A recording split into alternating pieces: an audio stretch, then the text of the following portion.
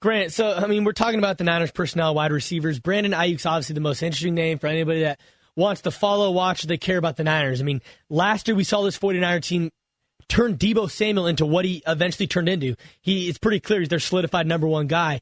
Now, looking at that, transitioning to this year, how do you see Brandon Aiyuk's rookie year playing out? If Deebo's obviously healthy all year to help him, but just looking at Brandon Aiyuk as a rookie, do you think Kyle Shanahan can get him involved similar to how he got Deebo involved pretty quickly? Yeah, well, I mean, I'm sure he'd love to, right? They traded up for him. He's a first-round pick. The expectation is that he should play right away. Deebo did last year. They need him to play right away. There's an opportunity. There's two starting jobs vacant right now.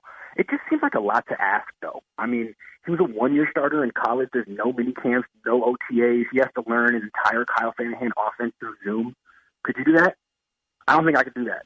And he's got to do it. And he's 22 or something. Like, he's 22 years old. So they might ask him to. But, again, I feel like it's a run-first team. Even if he does start week one, how many targets is he going to get? Couple. You know, he probably gets 3, maybe 3, 4. And it'll be in specific situations. So maybe they'll have to play him a lot. He'll be blocking a lot or running some jet sweeps and end arounds. But I don't think he's going to get 7, 8 targets a game right out of the gate. I just don't think they've had enough time to prep him for that. Grant Cohn, our guest here on 95.7 The Game. John Dickinson and Nash Solliman talking all things 49ers.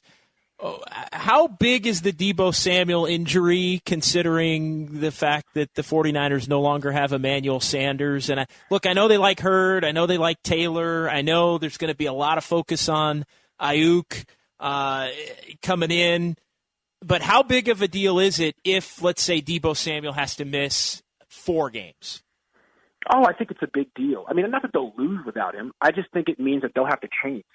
Not because of how dominant he is as a wide receiver. He's good, but because of what he does for the run game. Remember, this is a team that would love to run 47 times and beat you if they can. And when they were doing that toward the end of the season, it was Deebo was a big part of their running game. Those end arounds were never stopped the entire season, and you'd figure they'd become an even bigger part of the offense next year. But with him not in the offense, who does that? You know, it could be Jalen Hurd, it might be Brandon Aiyuk, but no one probably does it as well as Deebo Samuel. So you have to kind of take that whole concept out of your offense. The jet sweep isn't as effective. The end around isn't as effective. 21 personnel isn't as effective, which is their base configuration with 2 wide receivers.